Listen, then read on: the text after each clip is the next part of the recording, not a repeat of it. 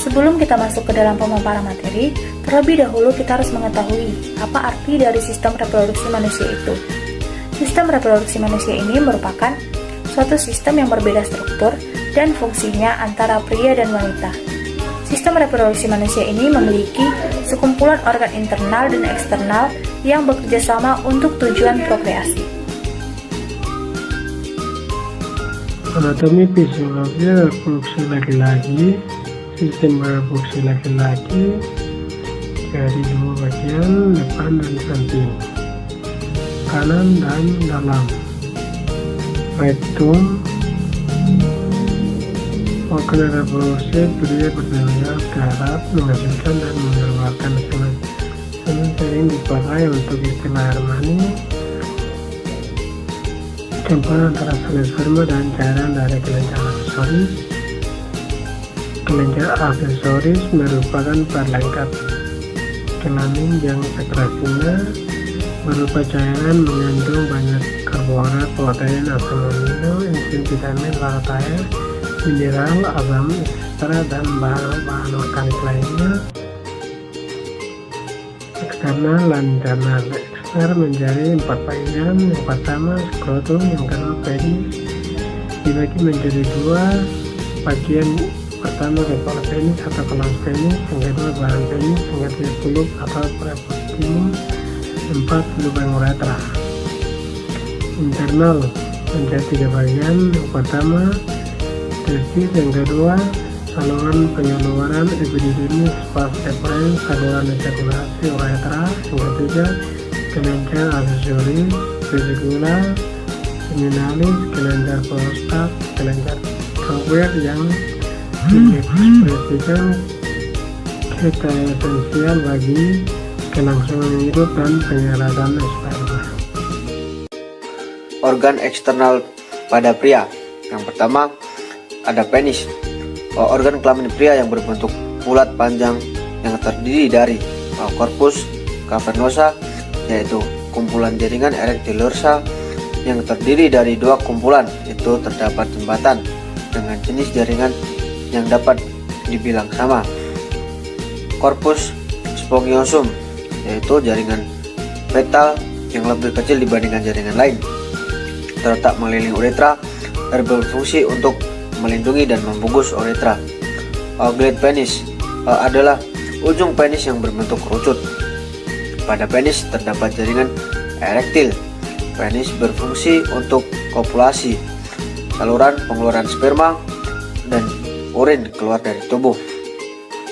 Pada saat kebangkitan gairah seks pria, maka jaringan ini akan terisi penuh dengan darah, di mana akan terdapat penutupan vena oleh peningkatan tekanan sehingga penis akan dengan darah yang menyebabkan terjadinya ereksi, atau untuk memasukkan penis ke dalam vagina saat terjadi kopulasi. Penis berfungsi untuk mengalirkan sperma dan urin. Yang kedua, lubang uretra. Lubang untuk keluarnya sperma dan urin yang terdapat di ujung glans penis. Yang ketiga, ada kuluk atau speputium, kulit berselaput lendir yang menyelubungi ujung penis. Yang keempat, ada skrotum, kantung dengan otot kremaster yang menyelubungi testis, berfungsi untuk menyangga dan menjaga kestabilan suhu testis. Di dalam skrotum ini dilapisi 4 bagian. Bagian luar yaitu kulit tipis relatif tanpa bulu mengandung kelenjar keringat, tunica dortus.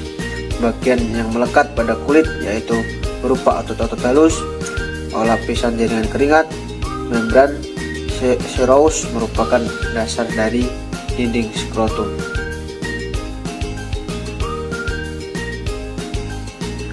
Organ internal pada pria. Yang pertama ada testis, berjumlah sepasang, berbentuk oval yang terletak di skrotum, berfungsi untuk memproduksi sperma dan menyekresi hormon androgen dan testosteron. Saluran-saluran yang melilit-lilit yang dikelilingi oleh jaringan ikat yang disebut tubulus seminiferus atau tempat terbentuknya sperma. Di tubulus seminiferus juga terdapat sel-sel Leydig yang tersebar, di mana sel ini akan menghasilkan testosteron dan androgen yang merupakan hormon seks pada pria. Yang kedua, epididymis dibentuk oleh saluran berlikuk-likuk yang tidak teratur, berfungsi untuk tempat penyimpanan sperma sementara dan pematangan spermatozoa serta mendorong sperma menuju ke vas deferens.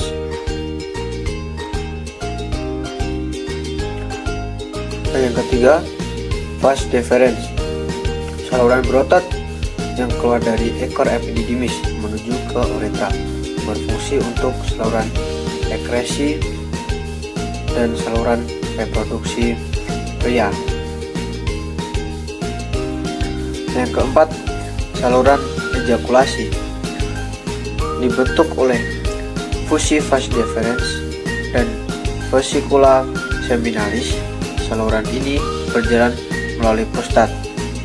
Di ujungnya mengalir ke folliculus uretra, berfungsi sebagai saluran air mani yang keluar melalui penis. Yang kelima, uretra, saluran akhir yang terdapat dalam alat reproduksi laki-laki, berfungsi sebagai saluran keluarnya sperma dan urin melalui penis. Yang keenam, vesicula seminalis, sepasang kelenjar yang berada di atas kelenjar prostat memproduksi cairan semen atau cairan mani yang mengandung fruktosa. Yang ketujuh, ada kelenjar aksesoris. Kelenjar aksesoris ada 3. Yang pertama, kelenjar prostat, kelenjar kelamin terbesar pada pria yang berfungsi untuk menghasilkan cairan alkalin untuk menetralisir suasana asam di uretra dan vagina karena sperma tidak tahan suasana asam. Yang kedua, kelenjar borboretra atau koper, sepasang kelenjar kecil yang berfungsi untuk menghasilkan lendir untuk menetralisir uretra dari urin sebelum sperma diejakulasi. Yang ketiga, fascicula seminalis, sepasang kelenjar yang berada di atas kelenjar prostat yang memproduksi cairan semen yang mengandung fruktosa. Selanjutnya masuk ke dalam regulasi hormon pria. Nah, sebelum itu, apa sih dimaksud dengan hormon? Hormon adalah zat kimia dalam tubuh senyawa organik yang dihasilkan oleh kelenjar endokrin. Kelenjar endokrin ini disebut juga sebagai kelenjar buntu karena hormon yang dihasilkan tidak dialirkan melalui suatu aliran, tetapi langsung masuk ke dalam pembuluh darah.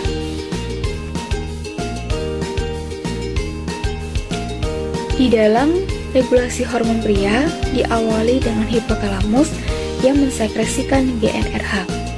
GnRH, organ targetnya adalah hipofisis anterior yang ada di otak, yang kemudian dari hipofisis anterior ini akan mengeluarkan FSH dan LH. FSH sendiri berfungsi untuk terjadinya spermatogenesis, yang diawali dengan proses spermatogonium akan berubah menjadi spermatosit primer dan akan berubah lagi menjadi spermatosit sekunder. Di samping itu pula, untuk terjadinya perkembangan spermatogenesis, FSH merangsang sel Sertoli untuk menghasilkan hormon estrogen. Jadi, pada laki-laki dan perempuan sama-sama menghasilkan hormon estrogen. Hormon estrogen inilah yang akan memberikan sinyal kembali kepada hipotalamus. Kemudian, hipotalamus akan mengeluarkan hormon GnRH. GnRH ini akhirnya sampailah di hipofisis. Maka proses selanjutnya yaitu hipofisis akan mengeluarkan hormon LH atau luteining hormone yang berperan untuk merangsang sel Leydig. Sel Leydig ini menghasilkan hormon testosteron. Hormon testosteron ini sendiri berfungsi untuk mengendalikan gairah seksual, mempengaruhi perubahan fisik dan emosional pria. Hormon ini akan berikatan dengan ABP atau androgen binding protein, yang mana keduanya ini bekerja sama untuk melanjutkan proses selanjutnya, di mana spermatosit sekunder akan berubah menjadi spermatid lalu berubah menjadi spermatozoa atau sperma yang sudah matang.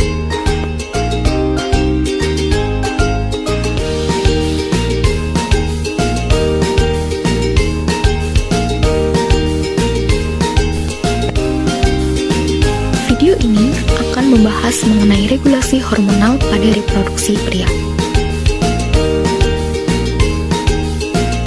Dimulai dengan hipotalamus dan sintesis serta sekresi hormon pelepas gonadotropin atau GnRH. Setelah disekresikan, hormon pelepas gonadotropin akan berikatan dengan reseptor di hipofisis anterior yang menyebabkan sel endokrin mensintesis dan mensekresikan FSH dan LH.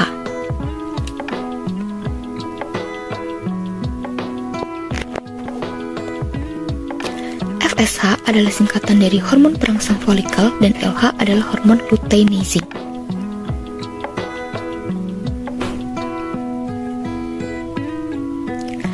Pada LH akan merangsang sel Leydig testis untuk mensintesis dan mengeluarkan testosteron. Testosteron kemudian akan memasuki plasma dan menyebabkan respon pada sel target.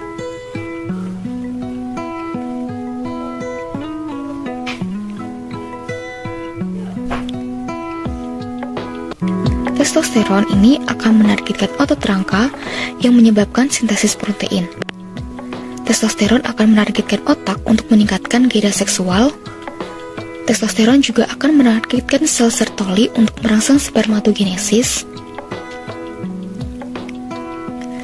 Testosteron akan menaikkan pengembangan karakteristik seks sekunder dan pemeliharaan karakteristik tersebut.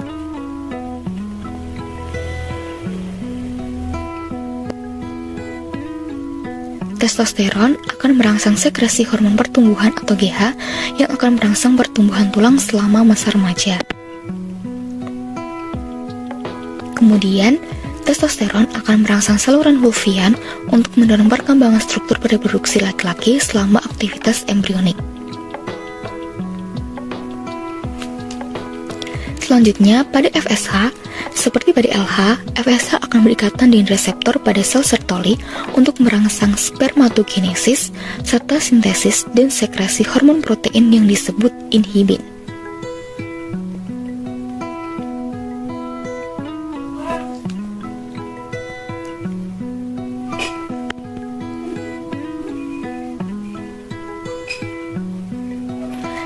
Selanjutnya terdapat umpan balik negatif dengan testosteron, yaitu testosteron akan berkaitan dengan reseptor hipotalamus dan hipofisis anterior. Kemudian, melepas sintesis dan sekresi hormon pelepas gonadotropin dan hormon luteinizing.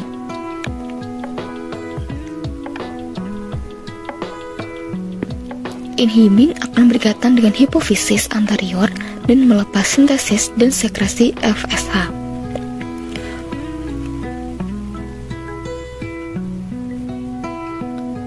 Umpan balik negatif melepas sintesis dan sekresi hormon gonadotropin, hormon luteinizing, dan hormon FSH.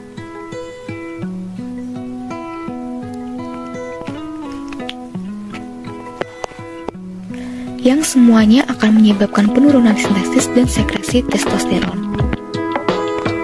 Selanjutnya yaitu organ reproduksi manusia. Sistem reproduksi terdiri dari organ-organ yang berperan dalam fungsi reproduksi dan berkemih. Di dalam tubuh, organ-organ tersebut melakukan fungsi sendiri-sendiri. Organ reproduksi manusia memiliki dua macam, yaitu pria dan juga wanita.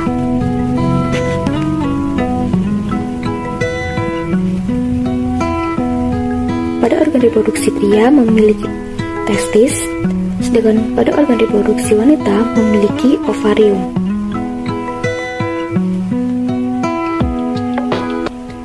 Pada reproduksi wanita terjadi fertilisasi yang nantinya akan mengandung janin dan akan dikeluarkan melalui vagina.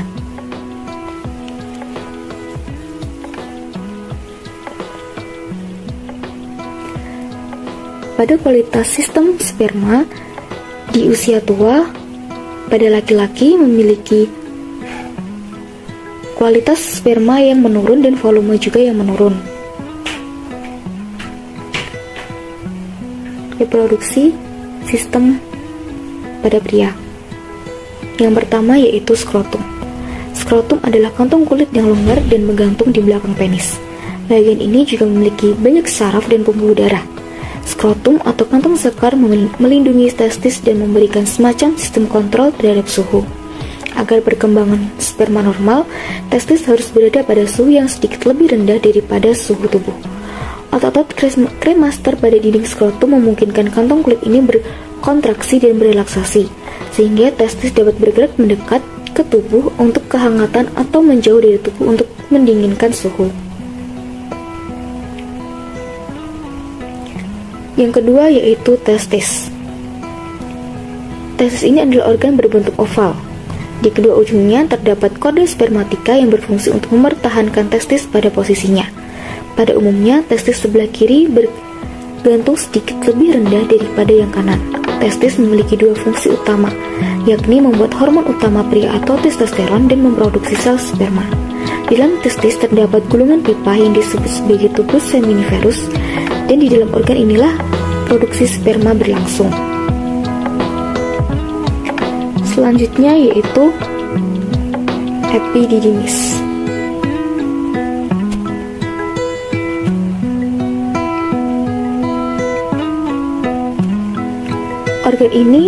Organ epididymis terletak di bagian belakang testis dan memiliki panjang hampir 6 meter. Epididymis berfungsi mengumpulkan sel sperma dari testis dan mematangkannya sehingga mampu berenang secara efektif di dalam saluran reproduksi wanita serta membuahi sel telur. Organ-organ ini mencangkup vas deferens, adalah organ membentuk pipa yang berfungsi menyalurkan sperma dari epididymis. Lalu terdapat seminal vesicle, terletak di atas prostat bersama dengan vas deferens. Vesicula seminalis membentuk ductus ejaculatorius dan bermuara di prostat.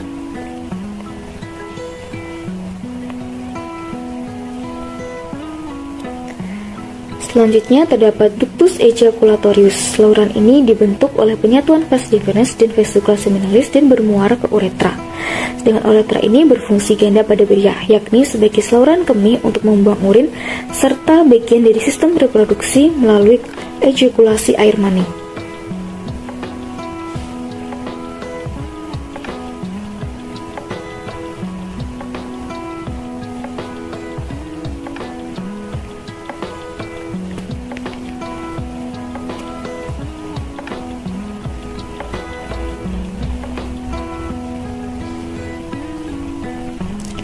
Yang terakhir yaitu penis.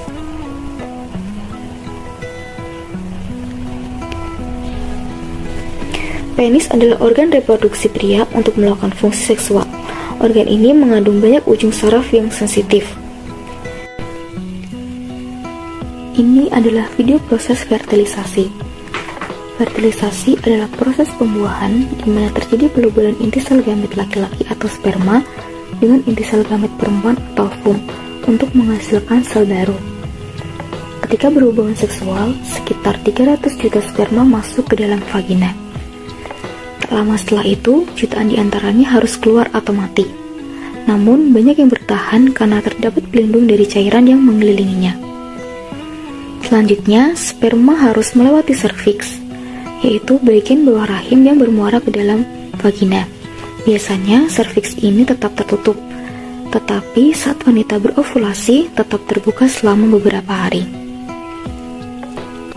Ketika sperma di dalam serviks, sperma terus berenang menuju rahim, tetapi jutaan diantaranya akan mati saat mencoba menembus dinding rahim. Di situ, sperma juga tersangkut di jalur serviks, tetapi kemudian dapat melanjutkannya. Begitu berada di dalam rahim, ada kontraksi otot yang membantu sperma mencapai sel telur. Namun, sistem kebahalan wanita mengenali sperma sebagai benda asing yang masuk, sehingga membunuh ribuan sel sperma tersebut.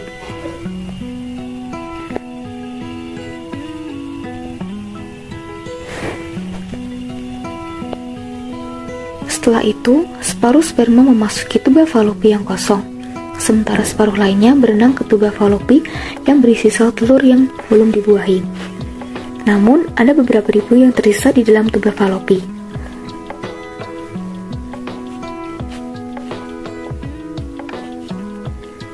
Sementara itu, silia kecil mendorong sel telur ke arah rahim sehingga terus bergerak untuk mencapai sel telur. Namun, beberapa sperma terperangkap dalam silia dan mati selama perjalanan tersebut. Di sisi lain, beberapa zat kimia dalam saluran reproduksi menyebabkan selaput di dalam kepala sperma berubah. Akibatnya, sperma menjadi hiperaktif sehingga menyebabkan mereka berenang lebih keras dan lebih cepat. Ketika sperma mencapai sel telur, tahap ini hanya beberapa sperma saja yang tersisa dalam proses tersebut. Sperma harus didorong melalui lapisan untuk mencapai lapisan luar sel telur, yaitu zona pellucida, yang bertujuan untuk mencegah masuknya lebih dari satu sperma agar pembuahan berjalan normal. Di dalam zona pellucida terdapat ruang kecil berisi cairan tepat di luar membran ovular, dan sperma pertama yang melakukan kontak akan membuahi sel telur. Setelah itu, satu sperma akan menempel pada membran sel telur. Dalam beberapa menit, selaput luarnya menyatu dan sel telur menarik sperma ke dalamnya. Peristiwa ini menyebabkan perubahan pada selaput yang mencegah sperma lain menempel dan mengusir sperma lain dari sel telur, sehingga membuatnya tidak bisa ditembus.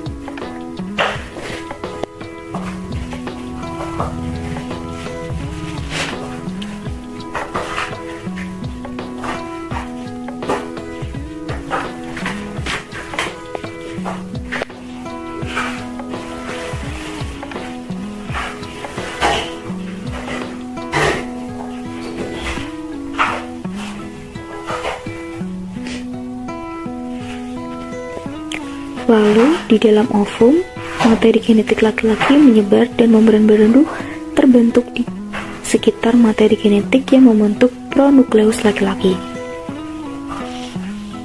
Di dalam materi genetik berubah menjadi 23 kromosom.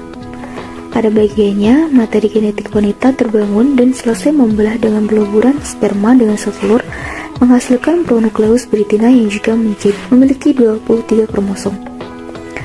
Saat pronuklei jantan dan betina terbentuk, jaringan yang disebut mikrotubulus menariknya, menyatukan dua kelompok kromosom dan menyelesaikan proses pembuahan. Dalam sekejap, kode genetik unik tercipta menentukan jenis kelamin, warna rambut, warna mata, dan ratusan karakteristik lainnya. Lalu terbentuklah zigot bersel tunggal baru adalah awal dari manusia baru. Pada tuba falopi dan silia ini mendorong zigot ke dalam rahim, di mana ia akan ditanamkan ke dalam dinding rahim yang tumbuh dan matang selama 9 bulan sampai kelahiran bayi.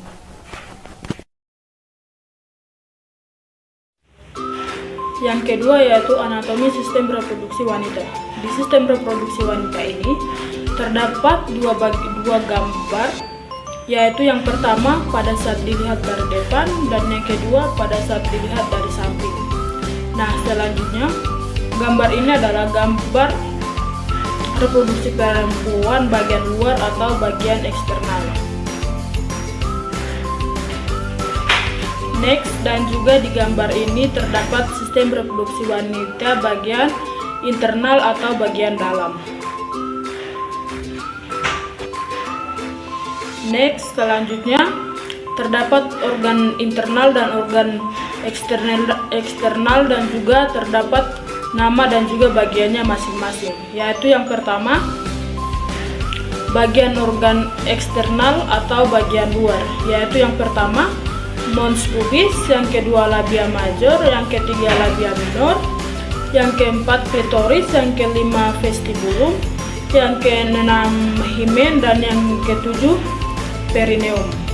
Dan selanjutnya itu bagian-bagian organ internal, yaitu yang pertama vagina, yang kedua uterus, yang ketiga tuba fallopi, dan yang keempat yaitu ovarium. Anatomi fisiologi sistem reproduksi wanita ada dua. Yang pertama organ eksternal perempuan, dan yang kedua ada organ internal perempuan. Nah, kita masuk ke eksternal terlebih dahulu. Yang pertama ada mon pubis. Mon pubis bagian yang menonjol di bagian semifis, terdiri dari jaringan lemak dan jaringan ikat. Jaringan lemak ini untuk mengelilingi tulang pubis. Jaringan ini mengandung kelenjar untuk mengeluarkan minyak dengan feromon yang meningkat daya tarik seksual atau sensualitas dan melindungi fisis pubis selama koitus atau hubungan seksual. Yang kedua ada labia mayor, berbentuk lonjong, sedikit meruncing pada ujung bawah. Labia ini merupakan pintu gerbang yang melindungi organ reproduksi wanita bagian luar lainnya. Sesuai namanya, organ ini berukuran besar. Pada labia mayor terdapat kelenjar keringat dan sebakus yang memproduksi cairan lubrikasi saat seseorang perempuan memasuki masa pubertas. Labia mayor akan mulai ditumbuhi oleh rambut di kemaluan. Labia mayor ini berfungsi untuk melindungi labia minor, meatus urinarius, dan introitus atau lubang vagina. Yang ketiga ada labia minor, merupakan lipatan kulit panjang sempit yang terletak di sebelah dalam labia mayor. Labia minor ini berfungsi untuk melindungi vagina serta uretra atau saliran yang membawa urin dari kantong kemih ke luar tubuh. Bentuk dan ukuran organ reproduksi wanita ini dapat berbeda pada tiap individu. Permukaannya pun sangat rapuh dan sensitif sehingga membuatnya mudah mengalami iritasi dan pembengkakan. Yang keempat ada klitoris atau gland, organ erektil di pertemuan labia minora disebut anterior.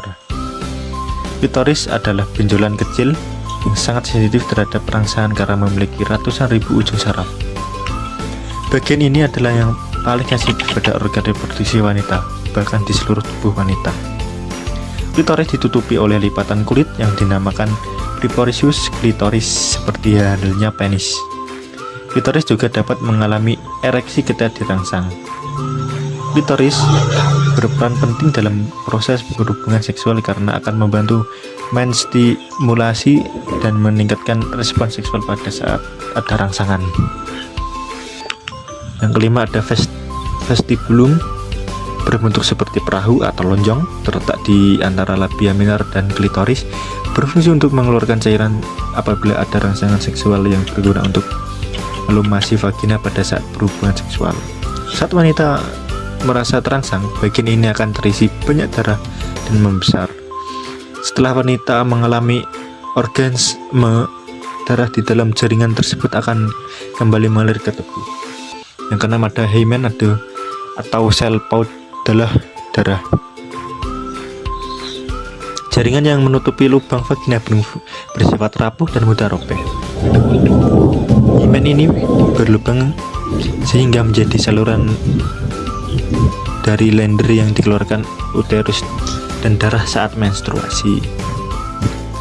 Yang ketujuh ada perineum, darah berbentuk segi empat yang terletak antara introitus vagina dengan anus, berperan untuk mengontrol proses buang air besar dan air kecil, menjaga aktivitas peristaltik agar tetap normal atau dengan menjaga tekanan intraabdomen, dan fungsi seksual yang sehat setelah bersalin. Yang selanjutnya kita akan masuk ke organ internal perempuan. Yang pertama ada ovarium. Ovarium terbentuk seperti kacang almond yang menjadi tempat pembentukan ovum atau sel telur dan menghasilkan estrogen dan progesteron. Ovarium merekat dengan uterus atau samping uterus dan diikat oleh ligamen. Saat lahir, dua ovarium yang akan ada di tubuh memiliki sekitar 700.000 oosit atau telur yang belum matang. Lalu saat masuk usia pubertas, sel-sel telur ini kemudian akan memulai proses pematangan dan kurang lebih setiap 1 bulan sekali akan mengeluarkan sel-sel telur yang sudah matang ke rahim. Proses ini yang disebut sebagai ovulasi dan yang akan memungkinkan terjadi kehamilan. Yang kedua ada tuba Fallopi atau oviduk. Tuba Fallopi atau saluran tuba berbentuk pipa seperti pembuluh kecil yang menempel pada bagian atas rahim. Organ ini berfungsi sebagai jalan yang dilalui oleh ovum berpindah dari ovarium ke uterus. Tuba Fallopi juga merupakan tempat terjadinya pembuahan. Setelah pembuahan terjadi, ovum yang telah dibuai akan dibantu infundibulum, di mana infundibulum memiliki fimbrie untuk menangkap sel telur, kemudian bergerak menuju rahim untuk ditanam di dinding rahim. Yang ketiga ada uterus atau rahim. Berfungsi untuk tempat menempelan plasenta dan tempat perkembangan janin. Terdiri dari 3 lapis, yaitu yang pertama ada perimetrium, lapisan serora bagian luar yang terdiri peritorium dan lapisan yang oleh jaringan ikat lapis. Yang kedua ada myometrium, lapisan otot polos bagian tengah, mengalami distensi penuh saat hamil dan dilapisi. Terdapat cabang utama pembuluh darah dan saraf uterus. Yang terakhir ada endometrium, lapisan mukosa bagian dalam yang melekat kuat pada myometrium dan secara aktif terlibat dalam siklus menstruasi. Nomor 4 ada serviks berbentuk bulat kecil dan sebuah kanal atau saluran yang menghubungkan bagian atas vagina dengan bagian bawah rahim. Ukuran rata-rata serviks memiliki panjang dan lebar sekitar 2-3 cm. Memiliki fungsi untuk mengalirkan darah ke vagina untuk menstruasi, mengarahkan sperma ke rahim, dan mendukung pembukaan untuk persalinan sehingga memungkinkan kepala bayi saat dilahirkan. Yang terakhir ada vagina. Vagina letak organ ini di antara bagian dalam rahim dan tubuh bagian luar wanita. Vagina ini memiliki jalan keluar bayi saat seorang wanita melahirkan secara normal. Leher rahim atau serviks dengan bagian luar tubuh juga terhubung melalui organ ini. Selain itu, vagina juga merupakan tempat masuknya penis ketika wanita dan pria berhubungan seksual. Selain itu, menjadi saluran darah saat menstruasi juga. Kita masuk ke dalam regulasi hormon pada wanita. Perlu kita ketahui bahwa peran hormon pada wanita dalam perkembangan oogenesis dan reproduksi jauh lebih kompleks dibandingkan dengan pria. Dapat digambarkan bahwa di dalam diencephalon terdapat hipotalamus yang akan menghasilkan hormon GnRH atau yang disebut dengan gonadotropin releasing hormone, di mana GnRH ini akan dihasilkan oleh kelenjar hipofisis anterior, di mana kelenjar ini akan memproduksi yang namanya hormon FSH atau follicle stimulating hormone. Hormon ini akan berfungsi untuk menstimulasi perkembangan folikel yang ada di ovarium, di mana di dalam ovarium ini terdapat folikel primordial atau folikel pertama. Folikel telur atau ini singkat dengan folikel ini merupakan sel pembungkus cairan penuh yang mengelilingi ovum yang memiliki peran untuk menyediakan sumber makanan bagi oosit. Jadi, ini merupakan awal pembentukan oogenesis atau proses pembentukan sel telur. Nah, di sini folikel primordial ini dibantu FSH untuk berkembang menjadi folikel de Graaff. Pada masa menginjak pubertas, folikel de Graaff ini akan memicu yang terjadinya hormon estrogen, di mana hormon estrogen ini memiliki peran untuk proliferasi atau pertumbuhan sel-sel dalam ciri sekunder pada wanita. Nah, estrogen ini juga akan merangsang kelenjar hipofisis untuk menghasilkan yang namanya hormon LH. Namun, feedback negatifnya, FSH akan dihambat. LH ini juga akan mengakibatkan folikel de Graaff yang ada di ovarium berubah menjadi bentuk corpus luteum, di mana folikel de Graaff ini memiliki perubahan, yaitu dia akan merobek dan dikeluarkan dalam bentuk oosit sekunder. Peristiwa pelepasannya ini disebut dengan ovulasi. Oleh karena itu, LH disebut memiliki peran memicu peristiwa ovulasi atau pelepasan oosit sekunder yang ada di ovarium. Selain itu, LH juga berperan untuk memelihara corpus luteum, di mana corpus luteum ini memicu dan diproduksinya hormon progesteron. Nah, progesteron ini berfungsi untuk penebalan endometrium oleh pembuluh darah dan peristiwa implantasi atau penempelan pada dinding rahim yang memiliki banyak pembuluh darah. Apabila tidak dibuahi oleh oosit sekunder, maka berubah menjadi ovum dan corpus luteum ini akan mengkerut, mengkrenasi, membentuk yang namanya corpus albicans, dan meluruhlah ovum beserta pembuluh darah yang ada di dinding endometrium sebagai bentuk menstruasi.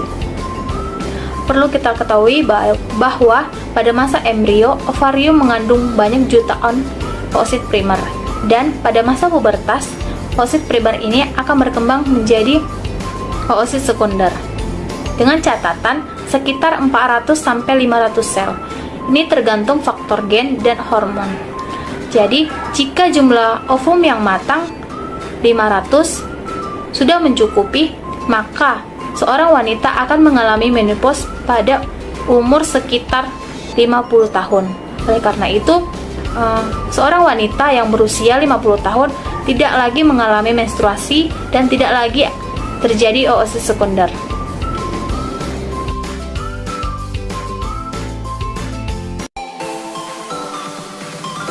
Baik, kita akan masuk ke dalam video fase menstruasi sekaligus regulasi hormon pada wanita. Fase menstruasi ini dimulai ketika sel telur yang dikeluarkan ovarium dari siklus sebelumnya tidak dibuahi. Lapisan rahim ini yang menebal dan sudah dipersiapkan untuk mendukung kehamilan tadi tidak lagi dibutuhkan. Akhirnya lapisan rahim ini akan luruh dan keluar dalam bentuk darah atau yang sering disebut dengan menstruasi. Di dalam ovarium ini terdapat folikel telur atau yang disebut dengan folikel yang menjadi sel pembungkus penuh cairan yang mengelilingi ovum yang berperan menyediakan sumber makanan bagi oosit. Biasanya kondisi ini akan dimulai ketika hipotalamus mengirimkan sinyal ke kelenjar pituitari yang melepas zat kimia yang disebut dengan hormon pelepas gonadotropin atau GnRH. Kemudian GnRH ini akan memicu hormon LH dan FSH, di mana hormon FSH ini akan dilepas yang bertugas untuk merangsang indung telur yang menghasilkan 5-20 kantong kecil yang disebut dengan folikel, di mana setiap folikel ini mengandung sel telur yang belum matang. Di dalam prosesnya, hanya satu folikel yang akan matang menjadi telur, sedangkan yang lainnya akan mati. FSH ini yang memicu folikel primordial ini akan menjadi folikel de Graaff, dan pada masa menginjak pubertas, maka folikel de Graaff ini akan menghasilkan estrogen, di mana estrogen ini memiliki peran untuk proliferasi atau pertumbuhan sel-sel dalam jaring sekunder dan memicu terjadinya hormon LH. Peningkatan hormon LH ini akan merangsang terjadinya ovulasi. Kemudian, sel telur yang dilepas dari proses ovulasi ini bergerak menuju ke tuba Golgi menuju rahim untuk dibuahi oleh sperma. Masa hidup sel telur ini biasanya hanya sekitar 24 jam saja untuk sampai bertemu sperma. Setelah 24 jam, sel telur yang tak bertemu sperma akan mati. Ketika ovulasi, wanita biasanya mengalami berbagai tanda atau gejala seperti keputihan kental dan bening serta suhu tubuh yang sedikit meningkat. Saat folikel melepaskan telurnya, bentuknya berubah menjadi korpus luteum. Korpus luteum ini menghasilkan hormon progesteron, di mana progesteron ini berperan untuk penebalan endometrium oleh pembuluh darah dan mengalami penempelan. Apabila tidak dibuahi, maka oosit sekunder akan berubah menjadi ovum, maka korpus luteum dia akan mengkerut, mengkrenasi, membentuk yang namanya korpus albicans yang merulurlah ovum atau melepas ovum beserta pembuluh darah yang ada di dinding endometrium yang menjadi bentuk menstruasi. Ini merupakan video sistem reproduksi wanita, di mana yang sudah dijelaskan tadi bahwa organ ini memiliki bagian yang lebih kompleks dibandingkan dengan pria. Organ reproduksi ini memiliki ovarium yang melekat dengan ligamen ke rahim, di mana berfungsi untuk menghasilkan gamet betina atau sel telur, atau sering juga disebut dengan ovum. Kemudian, ovum ini memiliki bentuk corong, yang di ujungnya memiliki fimbriae yang berfungsi untuk menangkap ovum, dan hasil penangkapannya dibawa ke dalam rahim, di mana rahim ini merupakan kantong berotot yang memiliki dinding rahim. Terdapat 3 lapisan jaringan. Yang pertama, perimetrium atau membran tipis eksternal. Kedua adalah lapisan tengah otot polos yang disebut dengan myometrium, dan endometrium yang menjadi lapisan luar melapisi rahim. Nah, di dalam endometrium ini mengalami perubahan siklus selama siklus menstruasi, sementara di myometrium ini menjadi reaksi kontraksi yang kuat selama persalinan. Di bawah stimulasi hormonal yang tepat, dinding endometrium ini dimodifikasi untuk implantasi ovum yang telah dibuahi dan juga membentuk plasenta dan selaput janin selama perkembangan intrauterun dari embrio. Kemudian, rahim membuka ke dalam tabung panjang vagina yang dijaga oleh leher rahim atau yang sering disebut dengan cervix. Nah, di bawah cervix ini terdapat sphincter yang mencegah masuknya bakteri berbahaya ke dalam vagina, di mana vagina ini berfungsi untuk menerima sperma setelah sang donor. Kemudian terdapat kelenjar aksesoris terkait dalam sistem reproduksi wanita ini adalah kelenjar Bartholin yang bermuara di saluran pada bukaan genital luar. Kelenjar yang berfungsi untuk sistem reproduksi wanita ini yaitu kelenjar susu, di mana kelenjar susu ini berfungsi untuk nutrisi bagi anak-anak selama prenatal. Kelenjar susu ini berstruktur berpasangan yang berisi jaringan kelenjar dan variabel jumlah lemak. Jumlah jaringan kelenjar ini masing-masing memiliki 15-20 lobus mamae yang mengandung kelompok sel yang disebut dengan alveoli atau alveolar masuk ke dalam tubulus mamae dari setiap lobus yang bergabung untuk membentuk saluran mamae dan membentuk ampula mamae yang lebih luas yang terhubung ke dalam ductus lactiferus. Kemudian alat kelamin luar wanita ini terdiri dari mons pubis, labia mayor, labia minor, hymen, dan klitoris. Di bagian pembukaan vagina sebagian ditutupi oleh selaput darah. Struktur klitoris menjadi jari kecil di atas permukaan uretra. Sekian dan terima kasih.